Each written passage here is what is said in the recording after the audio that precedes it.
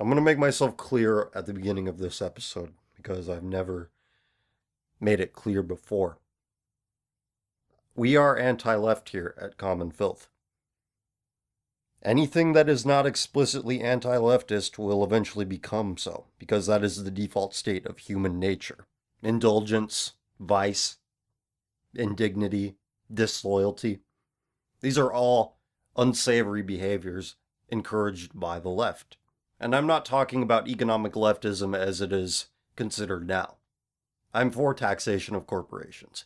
There are certain corporations which I think should be taxed out of existence. I am not of the opinion that a decent, hard-working man's job should be shipped out to some shithole third world nation. The leftism that I'm referring to is that of a social nature, is that of a spiritual nature. If you don't know what I'm talking about, allow me to make this much more simple for you. If you believe that a bathhouse in a large city should be allowed to remain open and in operation, where disgusting people spread disgusting diseases amongst each other, if you think that's okay and none of my business, you're a leftist. If you think that it's okay for children to undergo hormone therapy, even at the discretion of their parents, in order for them to fulfill their gender identity, you are a leftist. If you believe that any of these things are unequivocally good, you are a leftist and this show is not for you. This channel is not for you. With all that being said, welcome to Common Filth Radio, episode 20. Thank you for listening. I'm going to talk a bit, and then I'm going to answer your questions. I know I took a week off. Last week I didn't answer your questions, but nobody's listening because the world apparently shuts down from the week before Christmas up until January 2nd. But I'm doing this show anyway, even though nobody listened to the last one. Not complaining or anything, it's understood. It's just, once you start something, you gotta keep going with it. You can't take a break, at least not in my case. But I would like to remind everyone that next week, 1 week from now, Common Filth Radio, the best of 2014, is releasing to Bandcamp. This compilation will feature all of the best segments from the year that was. They will all be remastered, improved sound quality, including some exclusive never before heard stuff that I haven't uploaded anywhere. Over 2 hours of content. It's going to be great. You're going to really enjoy it. And just one more plug and we'll get into the show. I have the Amazon affiliate link below. You can click on that, and you have to click on it below or else Amazon doesn't know the link is mine. It can't track your purchase. So click on that, spend your gift card if you got one over Christmas, and I get a percentage of it with no additional cost to you. Instead of a year in review show, let's do a year in review segment. This is, after all, the last show of the year, so why not? What happened in the year of our Lord 2014 in the United States of America? Some black people got roughed up by some cops, and black people didn't like that, obviously, but puzzlingly, racial eunuchs, the white racial eunuchs, didn't like it either. These racial eunuchs are mad at their dads, uncles, brothers, cousins for being Civil War reenactors. They think that it's highly oppressive that they fight on the Confederate side in these reenactments. So they're going to do some reenactments of their own. You know, instead of LARPing as a noble person, let's reenact as some idiot whose name will not be in the history books. But, oh man, I was there. I was on the right side of history.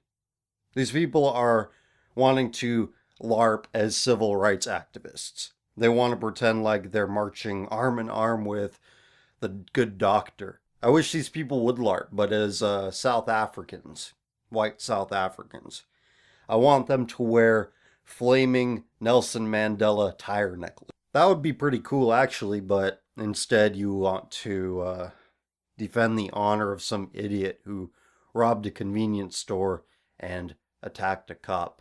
I'm not quite sure of the significance of this comparison just yet, but I think I might as well make it here. What does it say that there is more truth and poetry in the lyrics of a Screwdriver song than there is in the whole mantra of hands up, don't shoot? I guarantee you this. There's a greater percentage of whites that have engaged in that bit of hashtag activism than there are whites who have listened to Hail the New Dawn. My proud race. My hopeless, depraved race. Even if whites were to have some great awakening, how could I possibly trust them? American whites. Double-digit percentage of American whites voted for Barack Obama twice. We should do a poll to see how much of Gamergate has voted for Barack Obama once or twice. Even the anti-feminist, anti-social justice crowd, even they are content to dwell in the gutter with white America because they accept the premise of egalitarianism. Equality does not raise everybody up to the same standard. It dumbs everybody else down to the level of the lowest of the low. I just have to laugh whenever I hear anti-feminists or anti-social justice people accepting the same premises on which feminism and social justice is founded upon. These groups are leftists and Marxists because they accept the premise that Marx was right and that all of history can be told through the oppressed and the oppressors. So how can any movement fight back against these things when they are fundamentally the same?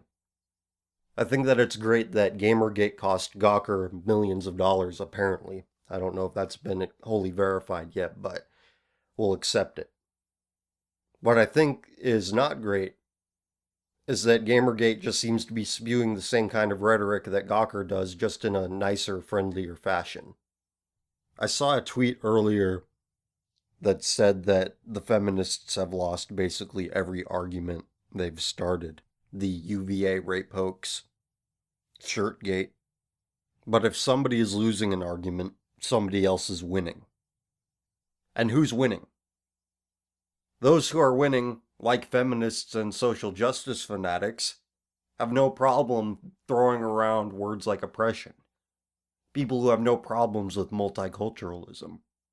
With just a bit of objectivity, with just a little bit of creativity and imagination, you will easily see that the events of this year are displaying the failures of multiculturalism and diversity in real time.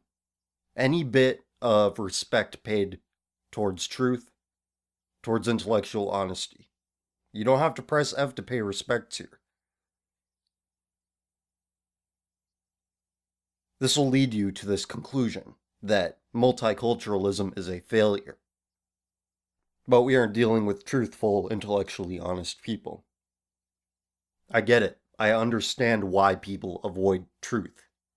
They don't want to upset their social circle, their family, their employers.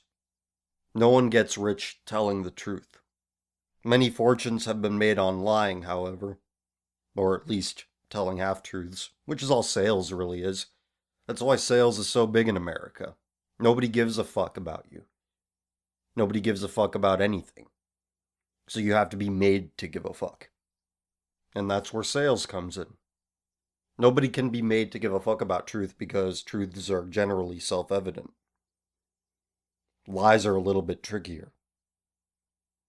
So when we're sold on a lie, we want to hold on to it. If you look at the tippy top, it's because they made their fortune on lies. But if you look just below that, where everybody else is, you see that these people hold on to the lie because it satisfies some sort of expectation. I've already explained that in further detail, but I just laugh at the people who think that democracy is some great way of keeping the elites in check when the underclasses play into the hands of the elite anyway, whether they can vote or not. Stupid, uncurious people are incredibly easy to manipulate, and they are manipulated through sales tactics.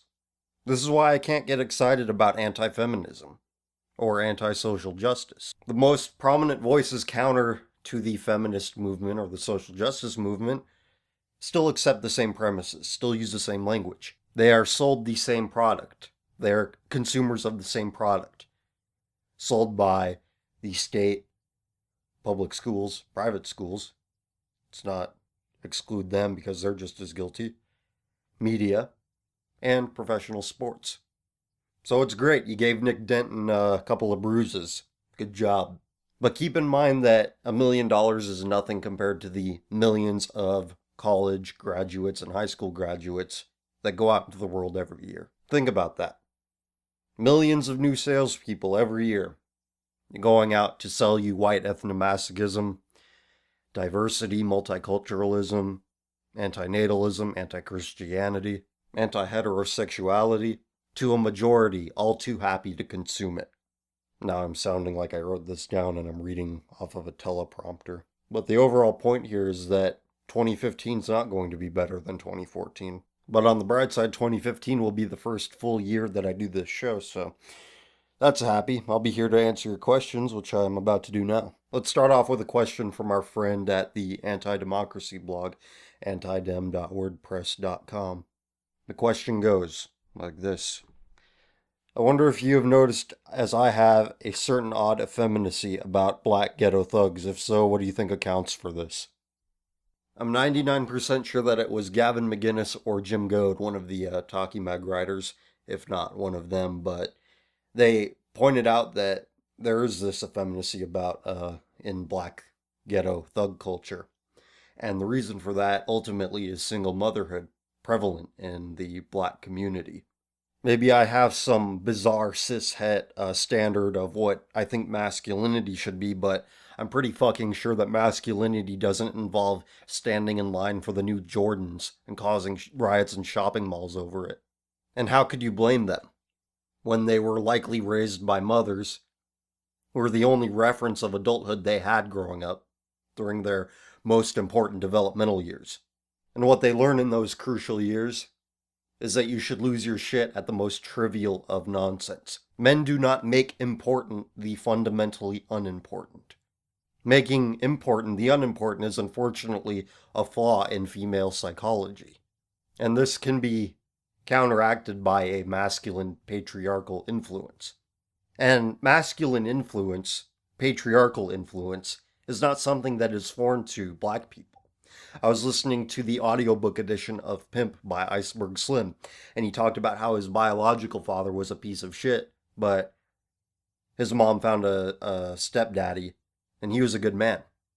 And Iceberg Slim spoke affectionately of him. But unfortunately, Iceberg Slim's mother did not share the same affection towards this man. She used him and manipulated him for his wealth. He was a small business owner who gave this woman her own salon. And how did she thank him? By running off with some no-good man. So from this, I gather about the black community is that the boring cornball nigga who does the right things for the right reasons, he gets fucked over. This in tandem with government intervention with regards to making welfare incredibly easy for black women to get. It makes black men probably rightfully reluctant to see fatherhood through to its natural conclusion. So you get a generation of boys who do not learn how to be men, who cannot learn how to be men by virtue of their upbringing. The ones who aren't weird and effeminate, they become thugs, gang members, gang leaders, local crime kingpins. Just should tell that story. I might include it on the best of collection, but it's far too personal to include here. But I did have a friend who was a victim to one of these kinds of people. It seems to me that being a social pariah, being anything a decent person shouldn't be, seems to be an outlet to vent their frustrations over their upbringing, their attitude towards women. And who could blame them when their example of motherhood, women, came from the worst kind of women imaginable? Are there any pimps out there that have good relationships with their mothers? If by any chance any pimps are listening to this, please leave a comment below. Tell me your experiences. The next question is from our favorite Jew, Dustin, who has a lot of questions, and I do intend on answering them, but I've given thought to at least one of them, and I don't want to just brush over the other ones. So this is a question about environmentalism. He writes, there have been a few instances I've seen where someone on the right has labeled the majority of the left environmentalists and condemned them for it. I would think that the majority of conservatives want to protect the environment, not in a hippy-dippy, oh, let's hug a full-grown lion kind of protection. More like an acknowledgement and a deep respect for nature, the kind of views that our forefathers held. Anyway, do you feel that being an environmentalist is a bad thing that would perfectly fit a left-wing mentality? Or do you feel as if more should subscribe to the idea? I wouldn't call it environmentalism. I would reframe it and say that it's conservationism, those who have a respect for nature and those who want to keep it around for future generations to enjoy. I find it hilarious when self proclaimed environmentalists say that hunters are ruining ecosystems when they're doing exactly the opposite. Hunters respect bag limits and do it on predefined reservations and not just going out in the wild and fucking with ecosystems that can't be controlled. Poachers are a different story, which environmentalists conflate with hunters. Hunters are not poachers. Most hunters are anti-poaching, because if you poach, you're not having a regard for the animal population. If there is no animal population to maintain, then they cannot hunt. The late Steve Irwin did not call himself an environmentalist. He called himself a conservationist. Environmentalism, you want the environment to exist without any regard for the fact that humans exist, and humans have the right to exist. Environmentalism without conservationism is useless, because it is only humans that have the foresight, the ability to realize what will happen to nature if certain conditions are applied to it. If you talk to an environmentalist, they'll say that people need to be having abortions nonstop, when in Europe and in white countries, the replacement rate is either below what it should be or just about even. It's only in non-white countries that you see people breeding without any regard for preservation of nature. But if you bring that up, they'll say, the only people polluting are you. You're polluting the world with racism. That's right. All that smog in Los Angeles, that's not from overpopulation imported from Latin America. No, not at all. That's from racist white people. So I would not consider myself in favor of environmentalism, but I would consider myself in favor of conservationism. I think the beauty of nature is worth it in and of itself beyond any sort of utility that it may provide for animal populations. In a world that incentivizes ugliness and glorifies ugliness, I think there needs to be some beauty, and the national parks are home to a lot of it. But thank you for the question. Your question in the same email you sent me about circumcision was a real good question, but I'm going to think about that for another week and then share my thoughts on it. But I will answer one more from this set of questions again to everyone else. This is from Dustin. First, like you, I am in favor of having a homogenous society, rather than what we have now, but the more I think about it, the more questions come up as to how such a society would exist. If you were in charge of an ethnically pure European nation, how would trade between countries be regulated, especially very foreign countries like China? Would the more racially pure citizens have a more fertile land to live on? Where would the secular/non-religious live? Would deviants be separated from their families? And would such a society be run by a righteous monarch or a wise elected official or group of officials? Regulating trade wouldn't be so difficult with a place like China. All you would have to avoid is the import and export of labor. And you would want to do that with all nations and not just the ones that are culturally distant to you. I'm of the opinion that importing and exporting labor is an act of treason. As for distributing land, fertile land to pure citizens, racially pure citizens, I don't think that would be too much of an issue because, let's say somebody's 1% non-white, nobody's going to know that. All that really means is that they owe 1% of their existence to somebody that is not their dominant race. But I would restrict land ownership to natives only because in order to have a functional society, I believe that if you're going to have some rudimentary form of democracy, you need to have those who have some skin in the game voting.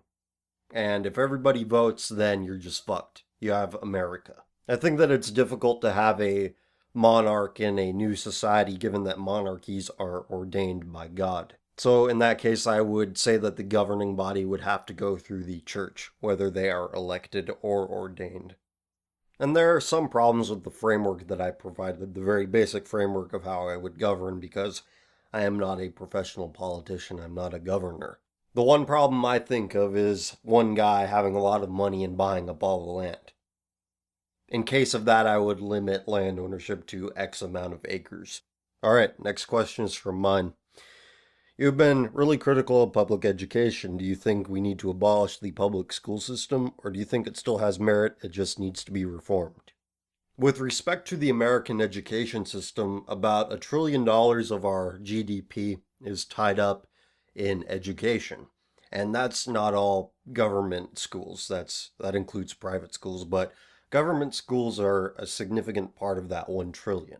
Removing public schools from the equation entirely would leave a huge swath of unemployment and destitution. I may not like the majority of teachers because of the agenda that most of them push, but I do realize that many of them are decent people, many of them are just doing their job and don't push any sort of agenda. It's difficult to politicize subjects like math and science. That's fine. If you're a math or science teacher, you're okay. But if you are an English teacher, if you are a history teacher, if it were up to me, you'd be audited.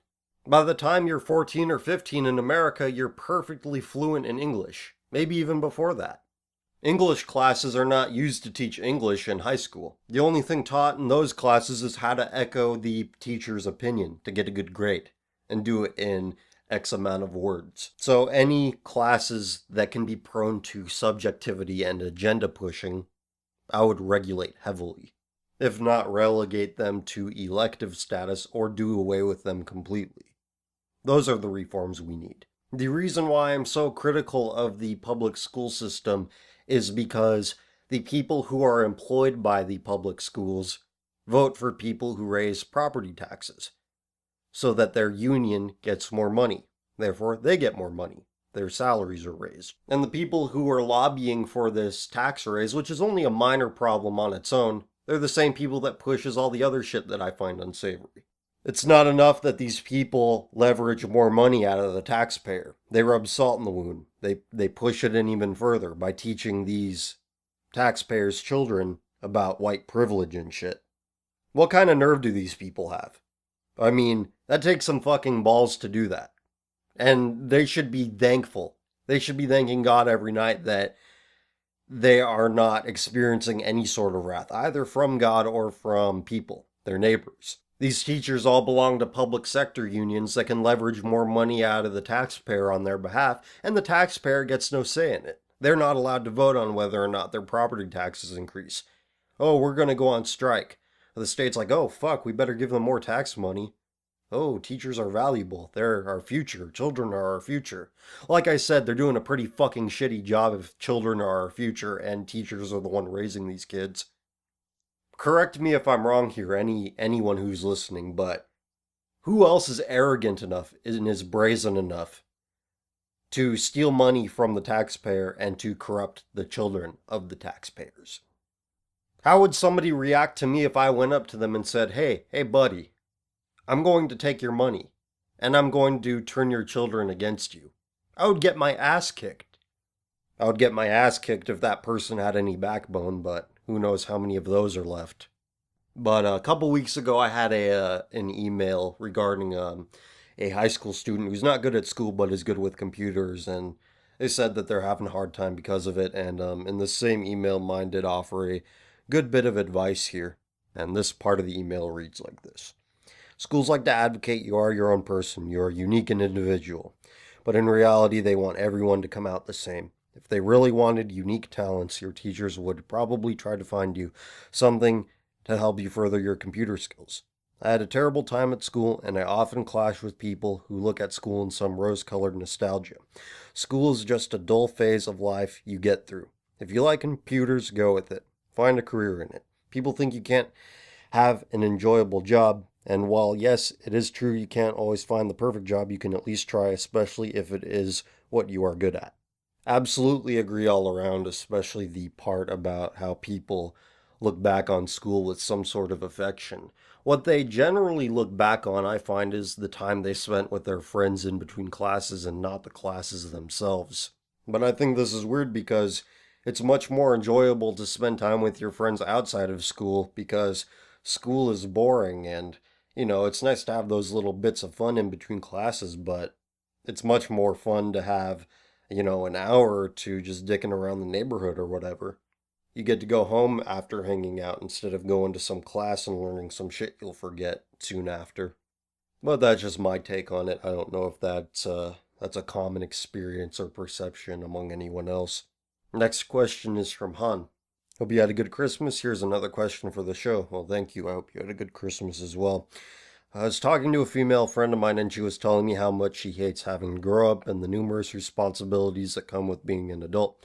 Why are people so afraid of growing up? Were you worried about adult responsibilities when you were younger? When I was younger, I thought that being an adult was some complicated thing, some scary thing that I did not have the capacity to accomplish at the time. And of course, I was younger. I didn't have the capacity to accomplish adult things.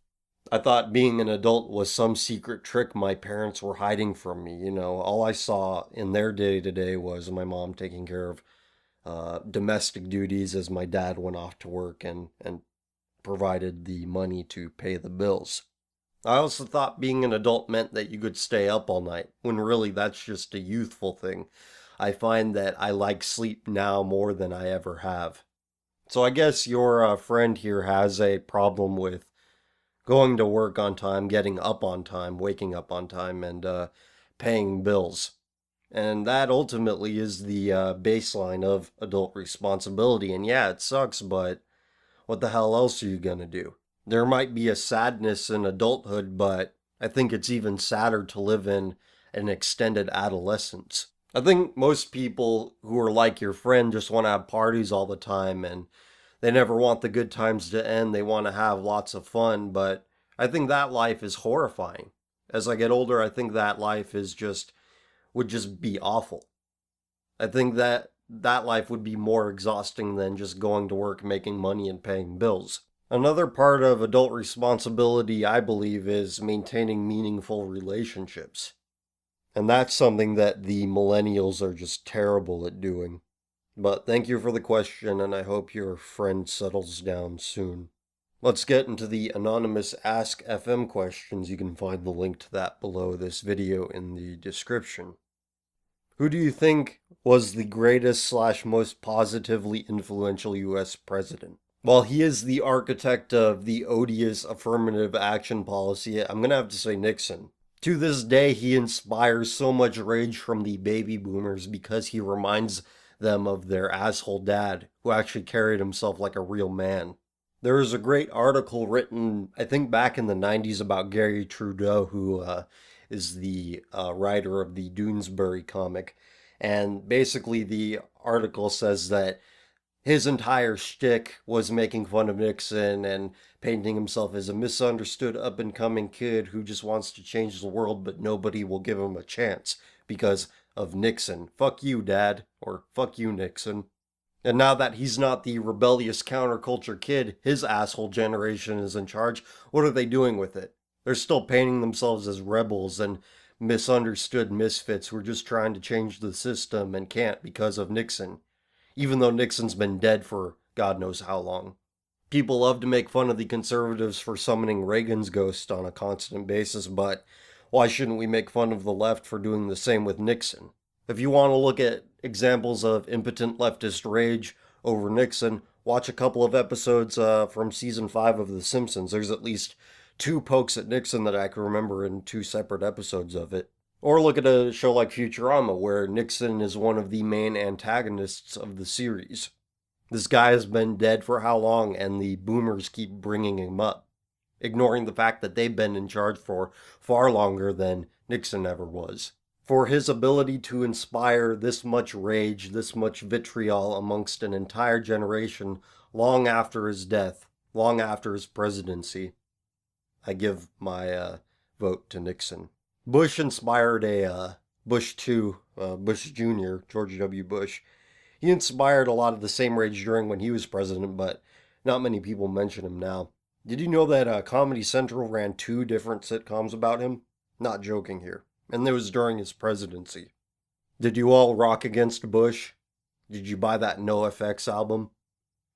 Did it work? Did you rock against Bush? You rocked him right into a second term. I don't understand a lot of things, and the anti-war sentiment during that time is one of them. Because the people who are anti-war are people who are now saying that all white cishet males should die, which is what Bush helped with. He sent all those white cishet male patriarch oppressors to go die in undignified fashion. Once you frame it in those terms, the left suddenly changes their tune. Oh yeah, we should go blow up some Muslims, hee hee hee. Disingenuous fucks. Would you date a girl with a large tattoo? What about a small one? How would you react if your significant other told you she wanted a tattoo? A small tattoo is a problem, though a small one, I could probably overlook that. But if I were dating a girl and she had no tattoos and suddenly wanted to get one in the middle of the relationship, I'd bail because that shows that some sort of trauma happened to her that she's not telling me about. As for a large tattoo, forget it, fuck it. You might as well be wearing a sign saying, "Do not touch me, I'm fucking crazy." Girls are already defined by emotional instability. If you add a tattoo to that, a large one, that's just asking for trouble. The only reason why I give a pass to those with small, discreet tattoos is because women usually just go along with whatever the society trends are, whatever becomes acceptable, because they are not physically strong enough to bend the world to their will. So they're just like, oh, okay, that's cool, that's acceptable now, I'm going to do that. I read somewhere that girls like to stand out in the crowd rather than from the crowd. They're still in the crowd, but they want to be defined within that crowd. The crowd still plays into their decision making. Men are typically the ones that don't give a fuck what people think about them. There are exceptions to this, of course. There are men who do give a fuck. There are women who don't give a fuck, but they're rare, they're exceptional. But this is probably why the most shrill members of the LGBT lobby are broken lesbians or people who are injecting hormones on a constant basis, but that is another subject for another time. I just saw this comment on one of the uploads that I put on YouTube from the reactionary tree asking me if I'm going to be blogging again in 2015. I found out that I don't enjoy writing. I tried writing a lot for the first half of 2014, and it's just whenever I start to sit down to write, I just feel pissed off and I write pissed off things. And you can't be a good writer if you're pissed off. I found this out the hard way. Around this time I stopped writing, I started doing this show, and I enjoy talking a lot better than I enjoy writing, but I will give it another try. I will try to learn how to write while I'm in a at least neutral mood. I mean, it's fun to piss off people, especially people from Exo Jane, but you're only going to get so far doing that. I mean, beyond a certain point, people aren't going to take you seriously anymore. Being pissed off occasionally is okay, but if that's all you have to offer, you don't have much to offer at all. So if I ever find myself following a train of thought that leads me down a road that produces more than a couple of sentences, I will give it an honest try to put it to the page. But I am starting on a new series that will be uploaded to this channel that will be in communication more with what I do on Facebook through Tumblristas.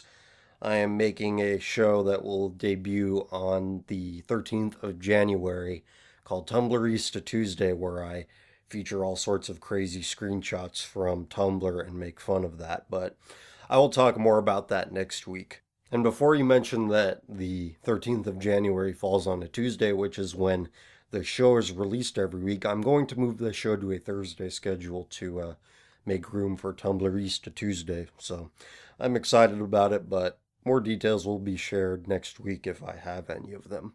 All right, let's get into the last question, then we'll put a bow on this episode. Love your shows. I find them to be really enlightening. Hope you have a great Christmas and New Year. Well, thank you very much. I hope you have a great Christmas and New Year as well. Well, I hope you had a great Christmas. But anyway, your question. What do you think of North Korea? And where do you think is the best country in the world? Whose policies, social norms, and way of life do you respect the most? North Korea seems to be the greatest argument for racial homogeny, that race is ultimately everything with regard to the nation, because people are starving, people are poor, and yet people are completely loyal to the state. There's a really good blog called American in North Korea. He's this guy who's really accomplished. He's done a lot with his life, including backpacking through all these strange countries and going to countries that people normally wouldn't go to, like Iran and North Korea, which is what he talks about mostly. And he says it's a very misunderstood country, and from reading the blog, I agree. I just have to laugh when I see the trailer for that interview movie and they're all, North Korea is the most dangerous country in the world. And I'm like, you are probably safer in North Korea, even as a foreigner, than you are in Detroit. And that is a part of your country if you're an American. I really cannot believe that the Hollywood merchants think I'm that stupid, that I'm going to think that North Korea is more dangerous than Brazil or South Africa. From what little I know of Switzerland, I like what they do. They have a lot of guns. Every man is required to undergo firearms training because they don't have a formal military, from what I understand. They also passed a referendum to limit immigration that barely passed, but it passed nonetheless. I noticed that in the regions of Switzerland closer to France, they voted against it.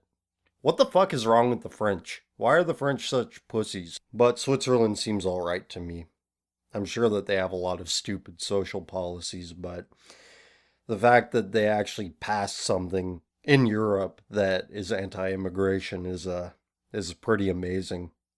I wish I could say more about the Teutonic nations because much of my blood is from that region, but yeah, from what I understand, Germany is still very ethnomasochistic. They're still weird about the Nazi thing. I mean, they banned swastikas from being in public display or in any of their mass media, which I just find to be fucking stupid.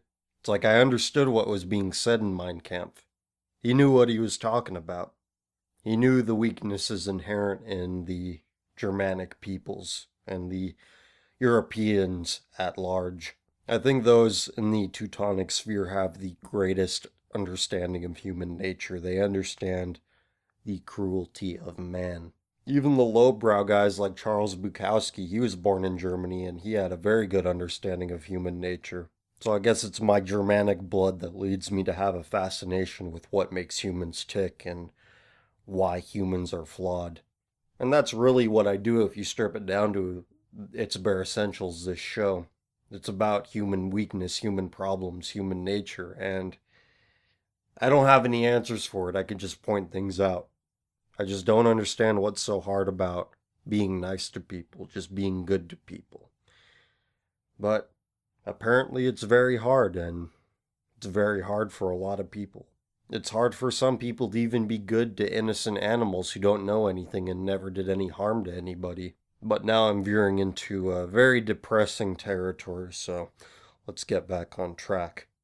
Like I said at the beginning of the show, next week is the big day, January 6, 2015. Common Filth Radio, the best of 2014, will be released on Bandcamp. It's going to have all sorts of good stuff in it, including stuff you've never heard before, but I already said that. I will post the URL in next week's show in the description so you can download that and listen to it. Give it to your dad who is addicted to conservative talk radio, but I think I already delivered that line on some previous episode, so I'll think of a new one. But this compilation is going to be awesome. I worked really hard on it. I made sure that I got the best moments from the episodes that I took from, which is most of them. I haven't taken from, I think episode 17 is the last one that I took from, so nothing too recent, nothing too late. And I made sure that I didn't draw too heavily from any one episode. It's all very balanced. Not too much content from just one episode, so get a nice balanced experience. And of course, the most exciting part of the compilation is the never before heard stuff that I have not uploaded to YouTube. So really, that's going to be the main selling point. There's going to be a good chunk of never before heard stuff on it. I'm not quite sure how long it is because I don't have it in front of me right now, but it's pretty good.